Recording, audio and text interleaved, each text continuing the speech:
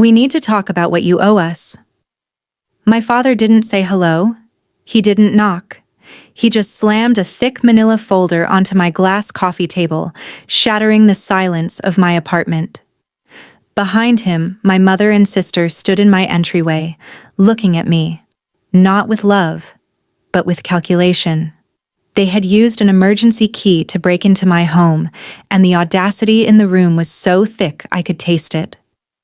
Before I tell you what was in that folder and why it made me physically sick, drop a comment and let me know where you're listening from and what time it is for you right now. I want to see how far this story travels. I didn't scream.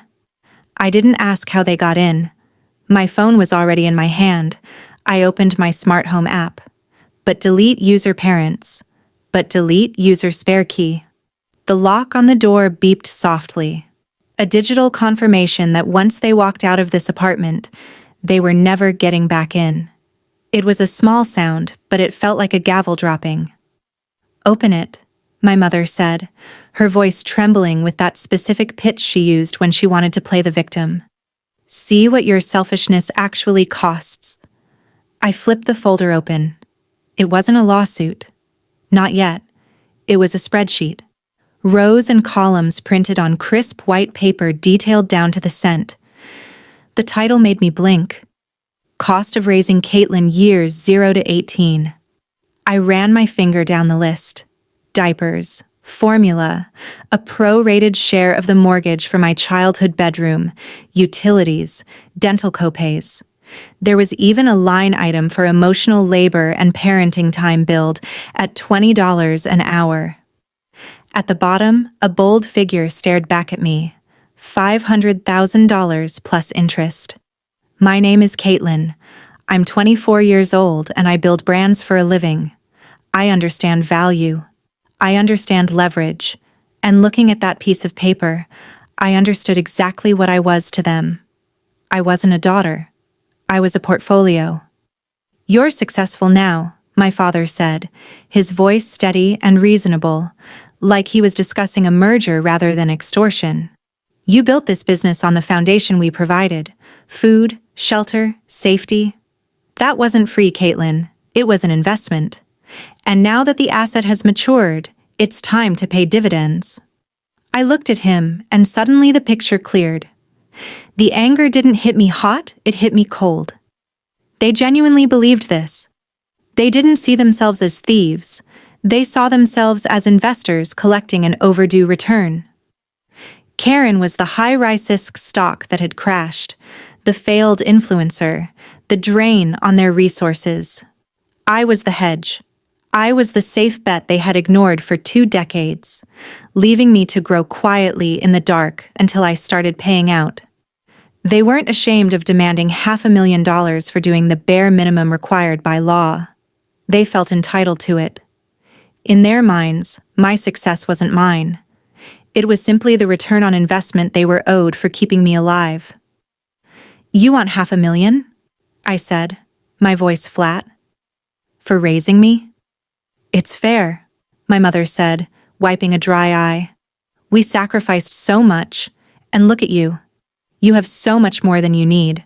Why are you so greedy?" Karen stepped forward, picking up a glass vase from my shelf and inspecting it with a sneer. "It's not just the money, Caitlin. It's the equity. You used Mom's credit card when you were 16 to buy that first domain name. We checked the records that makes this family property. We want 50%? Or we sue you for everything." I looked from the spreadsheet to my father's expectant face. They thought I would break. They thought I would write a check just to make the hurt stop. They forgot who they were talking to. "No," I said. My father's face turned a shade of purple I hadn't seen since I was a teenager. "Excuse me." "No," I repeated, closing the folder. "I'm not paying you a dime and get out of my house," my mother gasped. "We tried to be reasonable," she snapped, the sad expression dropping instantly and revealing pure anger. "We tried to handle this like a family. Now we'll do it the hard way." They stood there, crowded in my entryway, clearly furious. And for a brief moment I felt myself slipping back in time, Back to being 16, overlooked, forgotten. The extra piece no one really needed. Then I looked around. The open loft, the steel beams, the floor-to-ceiling windows streaked with rain, the city lights below, the awards on my shelf, earned quietly, without applause. That feeling disappeared. I wasn't 16 anymore. I had designed this life myself. And they weren't family standing their ground. They were trespassers in a space they could never afford. "We tried to be nice," I repeated, my voice calm and sharp. "Is that what you call ignoring me for 6 years?" It wasn't dramatic. It was the truth. Silence had been their favorite weapon. While Karen posted every moment of her life online, chasing attention and burning through 3 failed lifestyle brands, each one paid for with my father's retirement money, I stayed invisible. I learned how supply chains worked while they cheered her on for mastering a trending dance. I paid off my student loans while they bought her a new car just for trying at community college. They didn't notice me because I didn't shine the way she did. I wasn't flashy. I was steady. Background noise. Easy to overlook. That invisibility protected me. I built a 7-figure business without them knowing it existed, because I understood one thing clearly: the moment they saw value, they would want a piece of it. And I was right. "We saw the list," Karen said bitterly, her eyes scanning my apartment like she was pricing items for resale. "Forbes, 30 under 30. That was supposed to be me. I'm the creative one. You stole my style, my whole identity." I almost laughed. "I sell industrial home decor," I said evenly. "Your brand is workout mats and iced coffee. We're not even in the same universe." "That's not the point," my father cut in, stepping forward. He looked smaller than I remembered, reduced by the truth standing in front of him. "You did this behind our backs. You used our house, our time, our support to build something we didn't know about. That's dishonest. And now you're going to fix it." "I don't owe you my future," I said. "And I definitely don't owe you my past." I walked to the door and pulled it open. The hallway air rushed in, cold and sharp. Somehow, the room behind me felt even colder. "Leave," I said. "Now. Or I call the police and show them the footage of you entering without permission." I looked straight at my father. "I'm guessing you don't want that on record. Especially not with your health." My sister's face went completely still, tight, controlled, furious. She walked past me slowly and stopped just inches away. She stood close enough that I could smell her perfume, something expensive, worn too heavily, like it was trying to hide panic. "You think money makes you untouchable," she whispered. "You forget who taught you how to survive." Her tone sharpened. "We tried to handle this quietly, Caitlin. We tried to stay respectful. But if you want to be treated like a stranger, we can do that." I didn't blink. "Then act like one," I said. "And leave." They walked out one by one. Karen moved slowly, dragging her feet, taking one last jealous look at my office setup. Andrew didn't turn around. The door closed behind them, and the smart lock clicked into place. My space was sealed. But I didn't feel relief. I felt tension, like standing near train tracks just before something massive rushes past. They weren't finished. They were just stepping back. I didn't sleep that night. Instead, I stayed up checking my systems, reviewing server logs, scanning for anything that looked wrong. I knew something was coming. I just didn't know how. It hit Friday morning. Black Friday was 3 days away. The biggest launch of my year was lined up. A new modular steel shelving collection. Inventory was ready. Ads were live. Everything was timed perfectly. I logged into my business banking account to approve a final payment to my manufacturer. Access denied. I refreshed. Account frozen.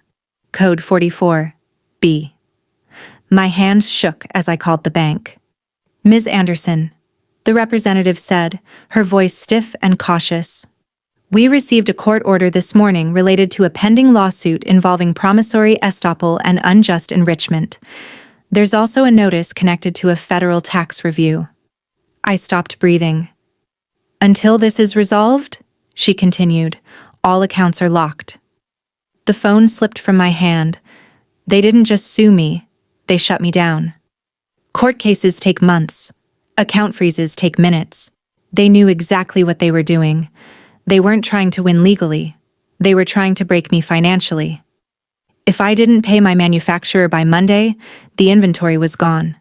If I couldn't fund the ads, the launch collapsed. If the launch collapsed, the business followed. My phone buzzed again. An Instagram notification. Karen had posted a video titled, "The Truth About My Sister." I watched it without moving. She was crying. Perfect lighting, natural look, voice cracking at all the right moments. It hurts when someone you love takes your ideas and shuts you out, she said softly. We just want her to come home. We just want our family back. The comments flooded in instantly. Support for her, anger toward me, stories written by people who had never met me, all convinced they knew who I was. My chest tightened, declined payments, red alerts, missed approvals. Everything I had built, my work, my independence, my future, was slipping away because Andrew and Bella decided to pull the plug. My phone rang again. Mom calling. I stared at the screen and let it ring until it stopped. Straight to voicemail. Then I listened to the voicemail. Caitlin, my mother cried, her voice heavy with concern that didn't feel real. We saw your accounts were frozen. I hate that it's come to this, but we can fix everything. Just sign the agreement. Give Karen her portion. We'll stop the lawyers today. Please. Don't force us to ruin you. That was the moment my fear disappeared. In its place came something colder, clearer, understanding. These weren't parents trying to make peace. This was pressure, control, a threat wrapped in soft words. And I knew then, there was nothing left to talk about. I wiped my face, picked up my phone, and called a number I had saved for a day I hoped would never arrive. Miles, I said when he answered, I need you. Right now. What's going on? His voice was calm and solid. My parents froze my assets 3 days before Black Friday. They're trying to force a settlement. There was a pause.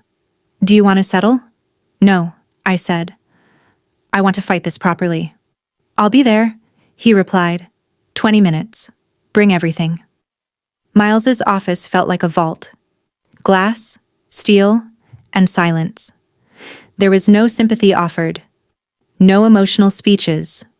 Just focus. For 48 straight hours, we worked with a forensic accountant and endless coffee. We didn't dwell on the betrayal. We built a strategy. Miles didn't give comfort. He gave leverage. 3 days later, we walked into court for an emergency hearing, not scrambling to defend myself, but fully prepared. The courtroom smelled like cleaning chemicals and old paperwork. My parents sat on the opposite side, looking fragile and worn. My mother dabbed her eyes with a tissue. My father wore a loose suit and slouched forward, trying to appear harmless. Karen sat behind them, staring holes into the back of my head. For the first 20 minutes, it seemed like they were winning. Their lawyer spoke smoothly, carefully choosing every word. Your Honor, he said, these are devoted parents who sacrificed their retirement to support their daughter's ambitions. There was a clear verbal understanding. They trusted her. Instead, she used their support to build a successful company while leaving them financially exposed. The judge looked at me over her glasses. Ms. Anderson, she said firmly, this spreadsheet is extremely detailed. It suggests an expectation of repayment. While family disagreements aren't criminal, contract disputes are serious. I am inclined to keep the asset freeze in place until trial. My stomach dropped. I glanced at my father. He wasn't looking at the judge, he was looking at me. And for just a second, his expression changed. A small, satisfied smile crossed his face. He thought he had won. He believed that spreadsheet, the careful tracking of every dollar spent on me, was his strongest evidence.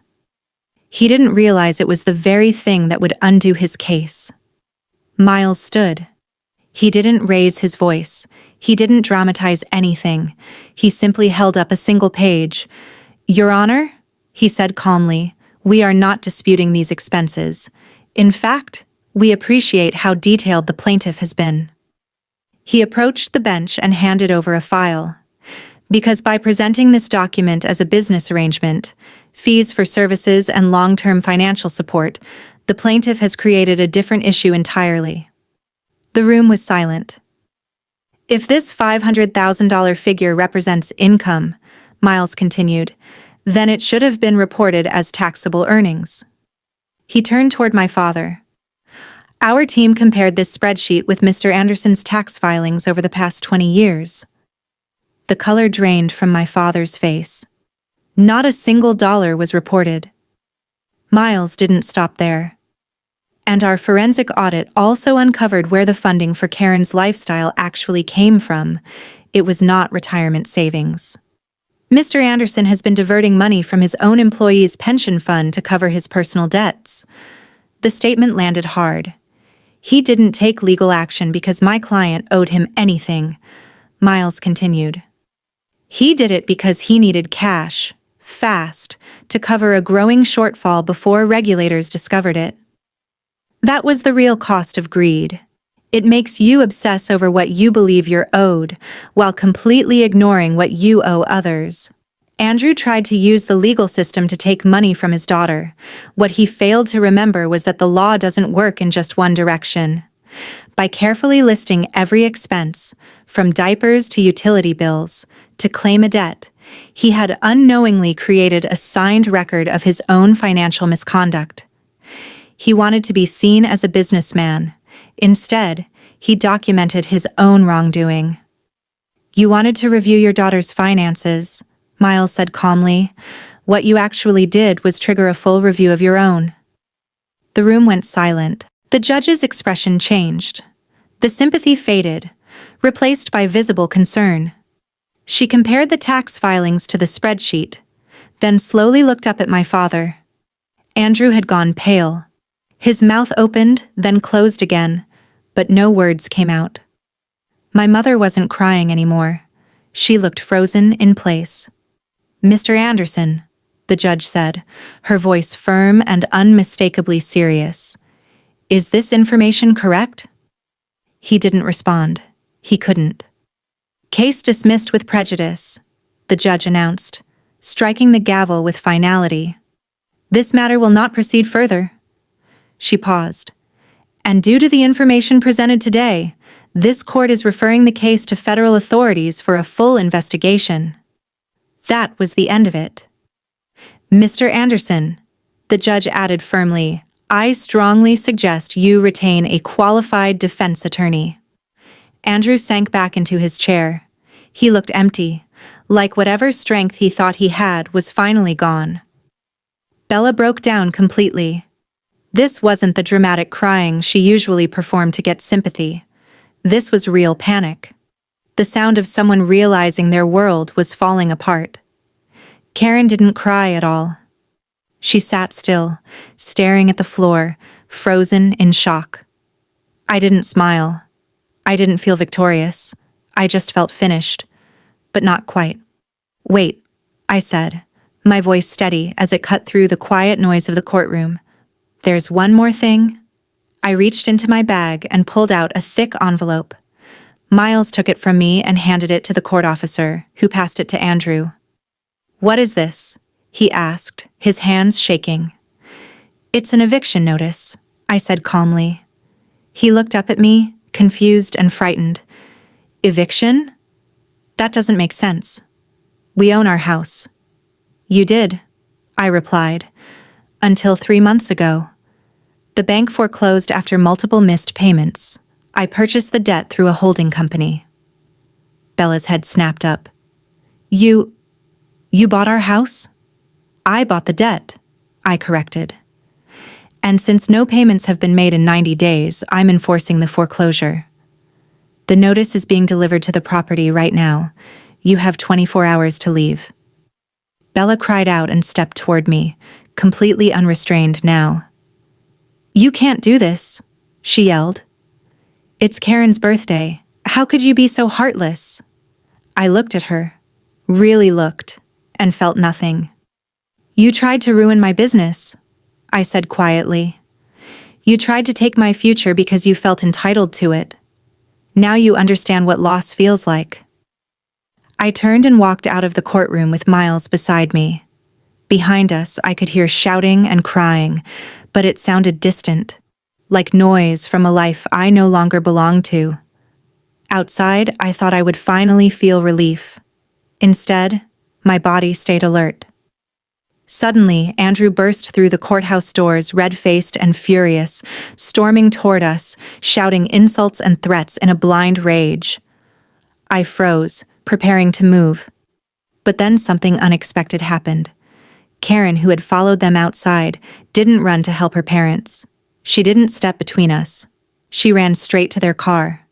She jumped into the driver's seat, locked the doors, and started the engine. Karen! Bella screamed, running after the car. Wait, what are you doing? Karen didn't look back. She pulled out of the parking lot and drove away, leaving her parents standing there in stunned silence. It was the last thing any of us expected. I watched her drive away, and a quiet truth settled in. This was the result of everything they had created. The favoritism, the excuses, the entitlement. When things got hard, the one they protected most chose herself and walked away. I got into my car and left them there. I didn't turn around.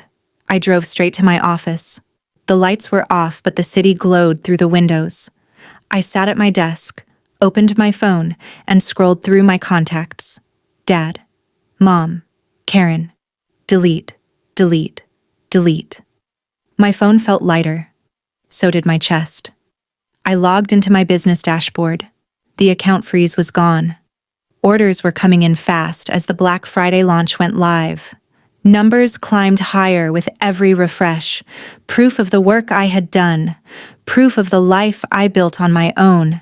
I wasn't just someone who made it through anymore. I was the one in control of where my life was going. Andrew and Bella were now dealing with serious legal consequences. They had lost everything they tried to protect, chasing what they believed they were owed. They tried to take my future. Instead, they released me from my past. If you've ever had to build yourself from nothing because the people who should have supported you tried to hold you back, share this story. Let it remind someone that survival can turn into strength, and that we're still here, still moving forward.